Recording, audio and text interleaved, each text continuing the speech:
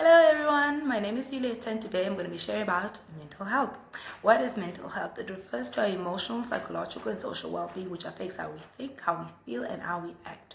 It often determines how we relate with other people, the choices that we make in life as well as how we deal with everyday stresses. The two mental ills that I'm going to make note of today is situational depression and anxiety. Situational depression refers to when a person is experiencing some traumatic event or some difficult time in their lives and they're having a hard time coping or dealing with it, so they fall into a state of depression. But the minute when the whole thing is resolved, they fall back into their normal selves. And then there's anxiety, which refers to constant and excessive worrying and fear of the unknown and daily situations. But those things can be managed. There are tools that you can use to get good mental health. The one tool that I want to make note of today is called attitude is everything. So yes, attitude is really everything because attitude refers to a mental position with regard to a fact or a state.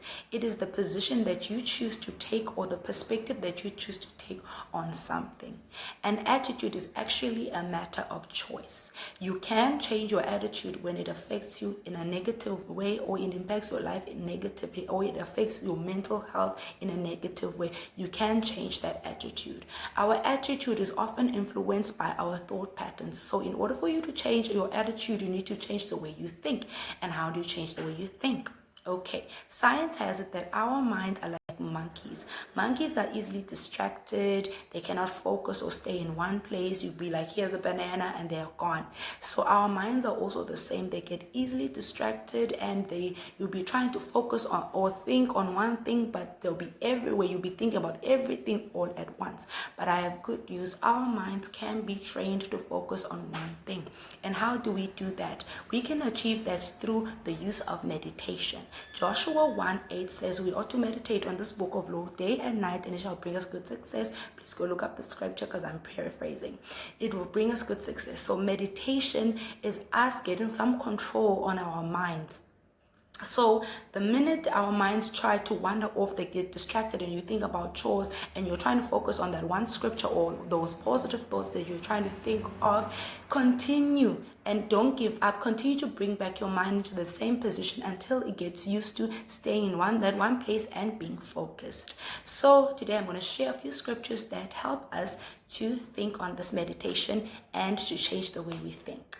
So the first scripture is Romans 12:20. It says, do not copy the behavior and customs of this world, but let God transform you into a new person by changing the way you think. And then there's John 14:1. Do not let your heart be troubled, afraid, cowardly.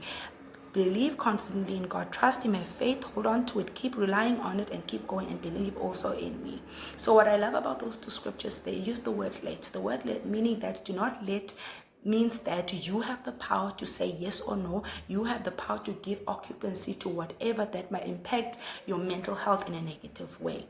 And then 2 Corinthians 10:5 says, casting down imaginations and every high thing that exalts against the knowledge of God, and bring every thought into captivity to the obedience of Christ. So you bringing every thought or casting out every thought or bringing every thought close that needs to be close, and the thought that needs to go, making it go away, is you taking control of your mind.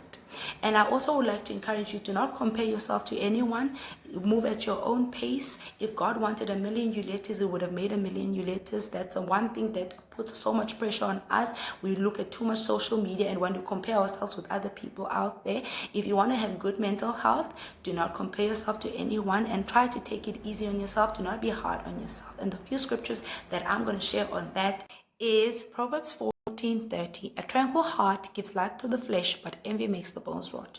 What I want to emphasize is that bones represent the strength of your body, the life and the vigor of your body, the structure and the shape of your body. The minute your bones rot, as the scripture tells us, that it means that we lose the structure and the shape. So if for example, you lose the structure and the shape of your face, that means you can hardly be recognizable and you cannot tell who you really are. So if you envy other people, it means that you are giving away your own identity for the identity of somebody else. We will hardly be able to even recognize you.